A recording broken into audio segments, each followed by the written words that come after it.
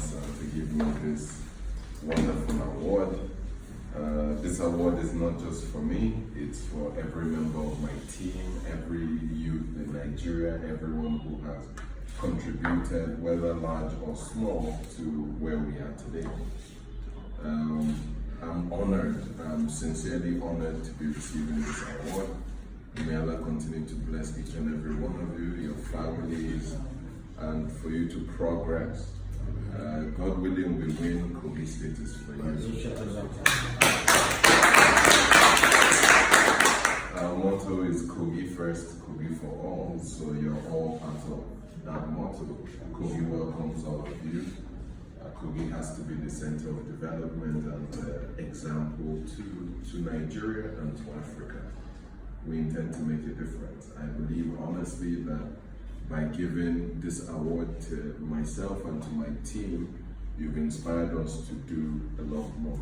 If what we were doing was out of 100, inshallah we'll increase our efforts to make it out of 1,000. I'm glad you guys are here and have recognized. My question that I would have asked is, how did you even see or hear of me, let alone present an award?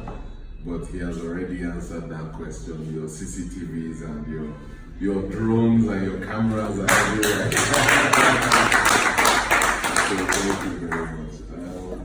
But let me say something serious now.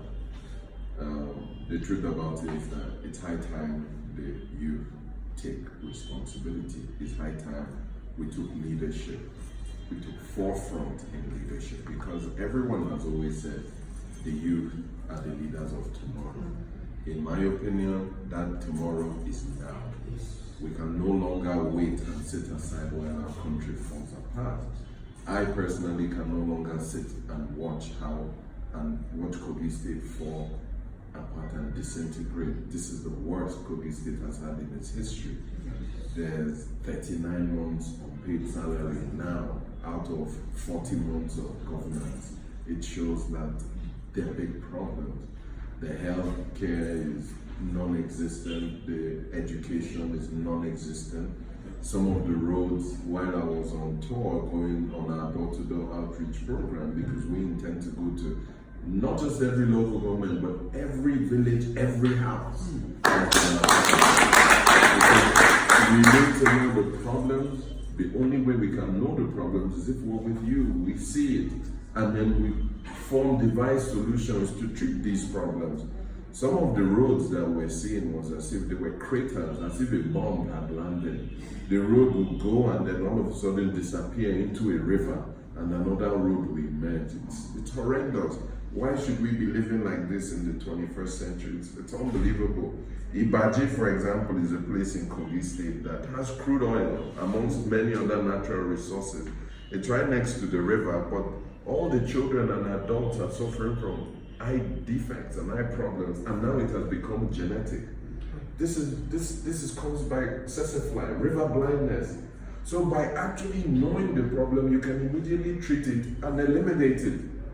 But if our governments are unaware of our issues, if they do not interact with the people, if they don't know the areas that have these problems, then all you can hear is generic information. Oh, I'll fix the road, fix the light, fix water. Nigeria has gone beyond that. That has been termed basic infrastructure. Why should Nigeria be talking about basic infrastructure today? Why should Kogi State be talking about basic infrastructure? As far as we're concerned, we're not interested in basic infrastructure, because in the first 6 months, we'll solve these problems. In the first 6 months, nobody in Kogi State will be talking about roads. The issue is sincerity of purpose. A lot of our leaders are not sincere in what they want to do. Therefore, they cannot set about accomplishing the task. As well, even those that have the intention, without a plan, you cannot accomplish. If you get to office today and you're wondering what to do or where to begin, you failed. You failed because you have a limited, you don't have 1 day extra. From May 29 this year, you have 4 years, exactly 4 years, not a day extra. So if you get into office and on the first day you're thinking, okay, where should we begin? You failed. You failed, you failed, you failed. This is why you see us.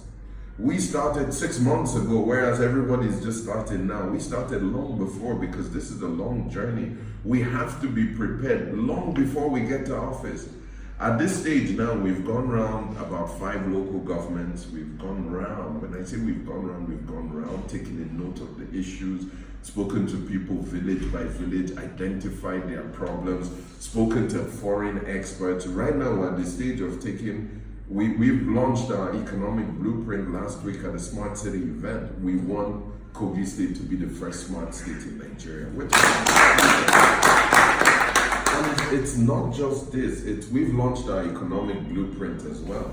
Because, like I said, you cannot be focused on basic infrastructure.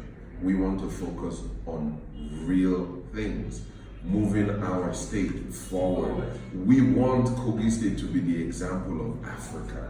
We want to change things completely. And the only way possible to do that is by bringing in the right people.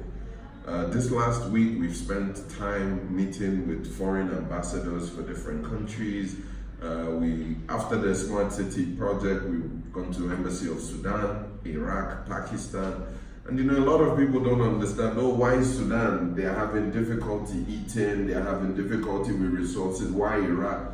But therein lies the advantage. If Kogi State has the perfect alluvial soil for growing all sorts of food, and you can see a country that is oil rich but has no food, then it's not necessary. But by growing food, you've provided the solution. Because we're going to focus on the export economy, and this is how we're going to do it. Next week, we're taking our Kogi Prosperity Plan, which is our economic blueprint, to the World Bank, to ECOWAS, to EU, to a bunch of foreign organizations. JICA, for example, which is a Japanese International Corporation for Development. We have the Chinese one as well. We have the Russian one. We have the Swedish trade organization. So we're meeting all these companies, organizations, foreign institutions, financial houses, because we have a real plan. We want them to key in now. We don't want when we get to office, we start looking for, what's the plan? Who do we need to talk to? No, we want everything in place now.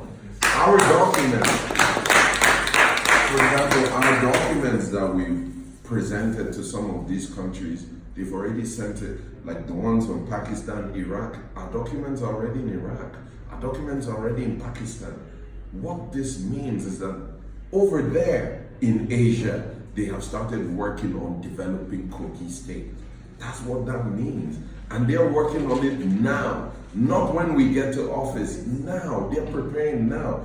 Before we left the Embassy of Pakistan, the First Secretary offered scholarship to Kogi State students already. We'll give you guys free scholarship. We have an agricultural training institute that focuses on bringing technology to agriculture. We can train your farmers, we can train experts. Likewise, education. So we've already started business linkages from now. We don't expect when we get to office, no, we're already working. In fact, we believe we're there already, so we're working as if we're there. We have no competition because no one is actually working for the people. Every other aspirant is going from one office to another to try and negotiate a party ticket or negotiate their standing. What about the people? What about the people you want to lead? Have you actually presented your case, your plans to them? Have you gone to where they are and seen their problems? How do you expect to address it? So, regardless of anything, we want to change the landscape of politics completely in Nigeria. We need to. The onus is on us. All our leaders that you call, Nnamdi Azikiwe was actually the oldest at 42. Awolowo was 37. All the rest were in their 20s. Yakubu Gowon was 29. All our great leaders were young. President Muhammadu Buhari today was 34. So all our great leaders started when they had energy. Now, if you're talking, this is Nigerian context, let's talk of the world, let's talk of history. Alexander the Great conquered the world and died before he was 33. Yes. Alexander of Macedonia, 33. If you look at it, the world tells you that when you're youthful is when you have the energy. Jesus Christ died at the age of 33. Jesus Christ, guys, today our prophet in Islam and also a prophet in Christianity and I guess revered holy figure, did everything and died before the age of 30 or died at the age of 33. So what are we talking about? If you look at today, let's look at world leaders, Justin Trudeau, Emmanuel Macron. All of them are what? Youthful. The Prime Minister of Italy right now, his name slips my mind. If you look at it, so I want to add our name to the list. Let Nigeria be the first to recognize youth. Let us come and show that youth, we're the future, and the future is now. We can build a great state. We can build a great country. Kogi State will, I'm sure, I know deep down in my heart, I'm convinced we're taking Kogi State to the world.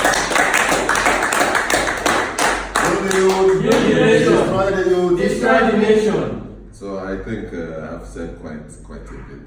Thank you guys so much. I really appreciate this. I think this is wonderful.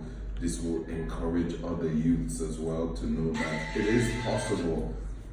Even when I started, a lot of people said, oh my God, you're too young. Oh my God, why, how, this young guy?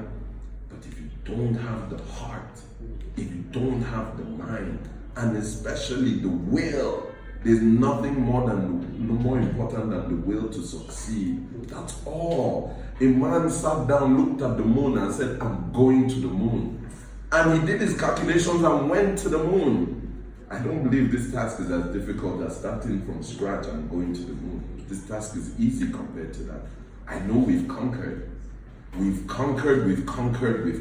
End of story. No one out there has the plans we do. No one out there is interested in building the nation. No aspirant in Kogi State today is interested in more than building their pocket. Is a lie. If they are, bring them. Let's have a tete-a-tete and see. It's not possible. They know. So for a fact, we know why we're here. For a fact, we know that God is behind us. This is God's mission. I know it from my heart because I'm not here to cheat anyone. I'm not here to eat anyone's money. I'm not here to do anything. Say no. Even the package you were showing me, the one I relate to the most is no to corruption. That is what is destroying us all. I have no enemies. I don't need to hide some missing money that I've eaten from somewhere. It's nothing like that. I'm not fighting with judiciary or civil servant. No fight. So it's time to bring all on board. Likewise yourselves, likewise everyone. We welcome everyone to Kogi State. Our plans for Kogi State are going to be unbelievable, immense, inshallah. You're welcome to join in, come and take your part. For our blueprint to succeed, we need everyone involved, from the non-for-profit organizations who are NGOs, to the government organizations, to local governments, to private partners, to lawyers, to legal. We need everyone, to the business, and we need everyone to be involved. There's a role for everyone. Arewa Consultative Forum, there's a role for you. Come and accept your role in Kogi State and help us to build a Kogi to be proud of, so that everyone can learn from that blueprint and export it to their state. And let's know that before you become a leader, you must pass through some hoops. You must show your people that you have capacity. You cannot sit down and expect that someone in some office will make that decision. No, never again. That is the end of it. And this is why we're standing out. We're standing out to make a change, to make a difference, and to lead the world. God willing, inshallah. Thank you.